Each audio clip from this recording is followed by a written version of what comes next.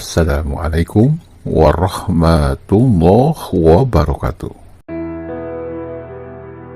Dalam banyak kitab dan buku yang menggambarkan Allah dan Muhammad diilustrasikan dengan cahaya yang terang berderang. Inspirasi dan ilustrasi cahaya tersebut berdasarkan Quran Surat An-Nur, yakni tentang Nur Ilahi. Muhammad adalah personalisasi di dunia cahaya tersebut.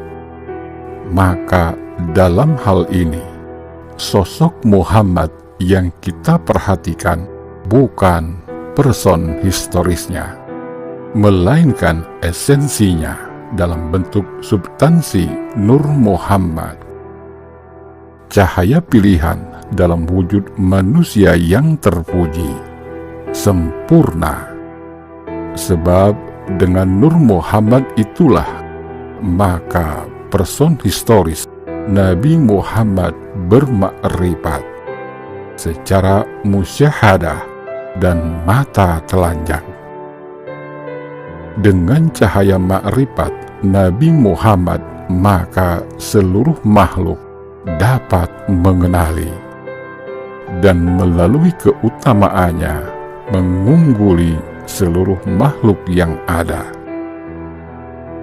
Nur Muhammad diciptakan pertama dan utama Allah, yang dicipta dari Nur Allah, yakni esensinya sendiri.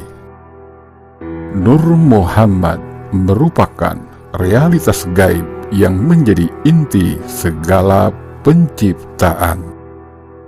Sedangkan Ruh Muhammad diciptakan dari cahaya ketuhanan, nurun ala nurin.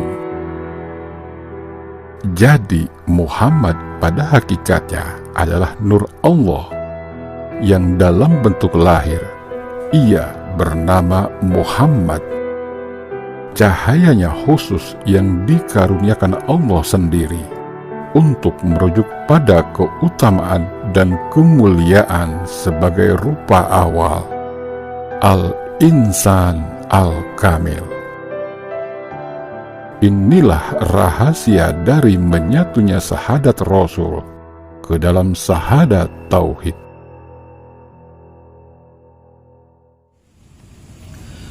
Sahabat Akarimah dimanapun Anda berada, baik yang nyata maupun yang gaib.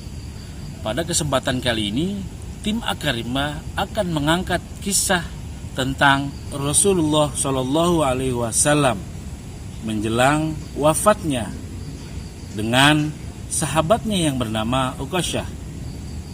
Seperti apa kisahnya? Semoga bermanfaat bagi kita semua. Salam cinta leluhur Nusantara.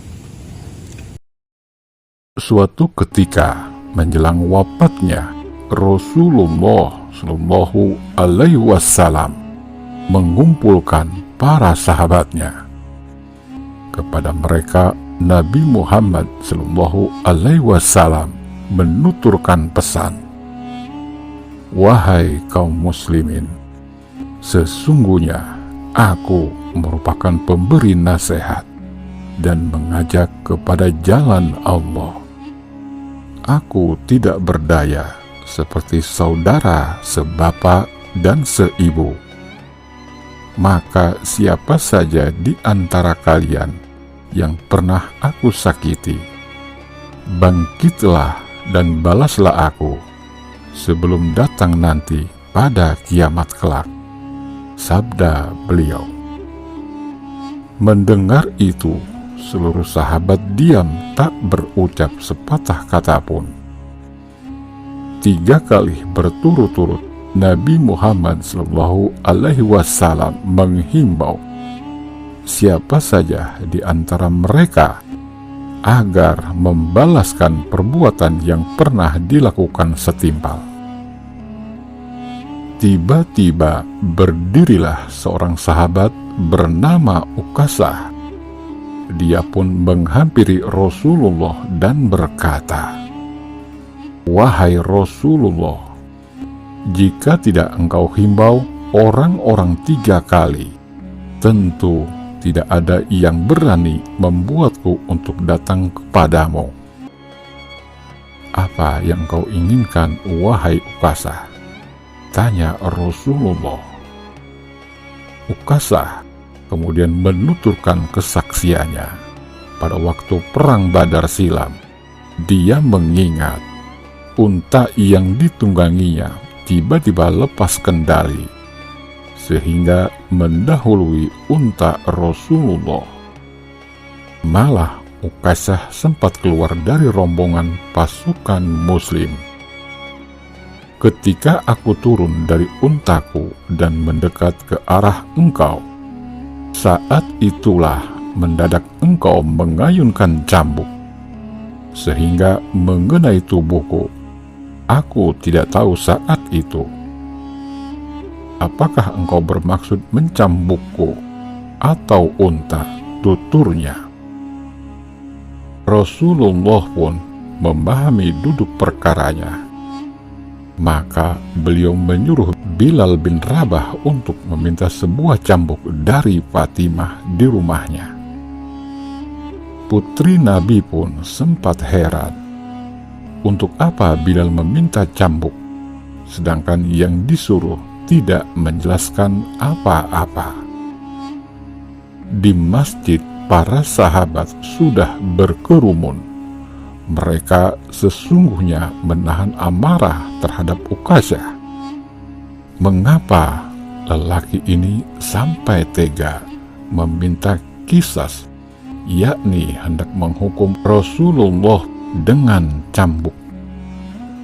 Namun Rasulullah bertindak tegas.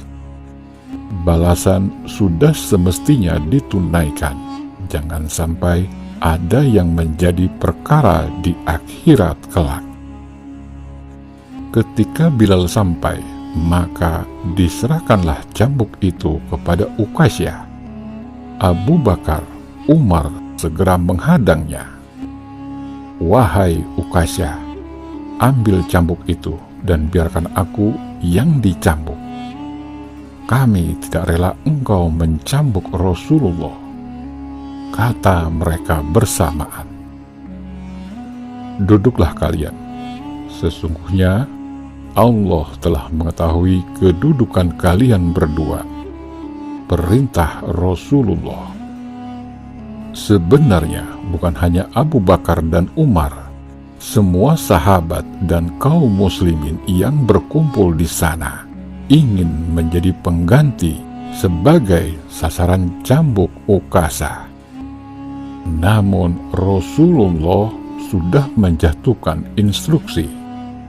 Ukasah, cambuklah aku, lakukanlah bila benar aku pernah berbuat salah kepadamu. Wahai Rasulullah, sesungguhnya engkau mencambukku pada waktu perang Badar. Badanku saat itu tidak ditutupi kain, terang Ukasah lagi. Kemudian Rasulullah pun melepaskan bajunya, sehingga tampak kulit punggung dan perut beliau. Seluruh sahabat menampakkan wajah tidak suka akan perbuatan Ukasah ini. Tiba-tiba Ukasah melepas cambuk itu dan segera memeluk Rasulullah dari belakang. Ia menciumi punggung Rasulullah dan berkata, "Aku ingin memeluk engkau ya Rasulullah, sehingga kulitku menyentuh kulitmu. Sungguh sebuah kemuliaan bagiku bila bisa melakukannya." Diiringi derai air mata. Para sahabat yang tadinya gelisah, kini ikut dalam keharuan. Mereka memahami maksud Ukasah yang semata-mata hanya ingin memeluk erat sang insan yang paling mulia itu. Rasulullah Muhammad Shallallahu Alaihi Wasallam. Sepanjang hayatnya, beliau menjadi suri tauladan yang baik bagi umat manusia. Sungguh beruntung mereka yang hidup sejaman dengannya dan beriman kepada risalah yang dibawanya. Tidak ada seorang pun yang membencinya, kecuali hatinya tertutup dengki. Rasulullah merupakan pribadi yang luhur. Walaupun sudah dijamin masuk surga, beliau tetap melakukan amalan-amalan secara wara, yakni penuh sikap hati-hati, agar terhindar dari segala yang haram.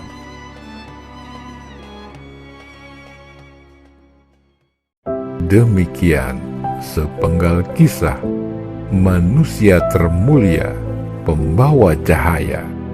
Cahayanya mampu menerangi jagat raya ini, karena dia cahaya di atas cahaya.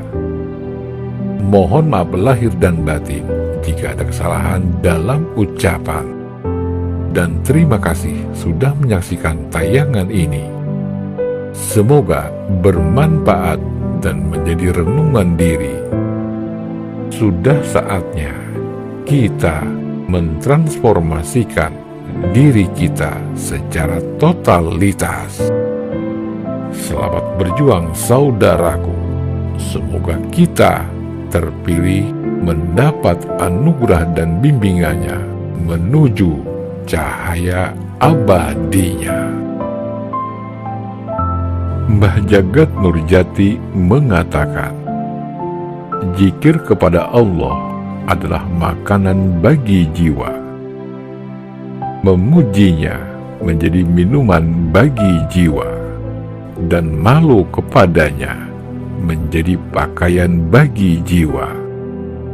Tidak ada lagi kenikmatan yang lebih utama selain zikir kepada Allah, dan tidak ada nikmat yang lebih utama selain bisa terhubung mesra dengan Allah Subhanahu wa Ta'ala.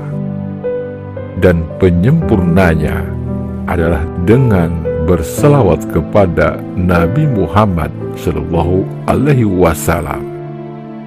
Yakinkan diri bahwa racikan antara tekun dan ikhlas pada waktunya akan berbuah manis.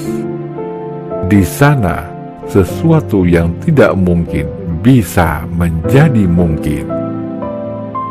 Perkecillah dirimu, maka kamu akan tumbuh lebih besar dari dunia. Hilangkan dirimu, maka jati dirimu akan terungkap tanpa kata-kata. Ingat, manusia terpelit adalah manusia yang tidak pernah berselawat kepada Rasulullah Muhammad Sallallahu Alaihi Wasallam. Wallahu alam bissawab. Salam cinta leluhur Nusantara. Wabillahi taufik wal hidayah, warido wa inayah. Wassalamualaikum warahmatullahi wabarakatuh.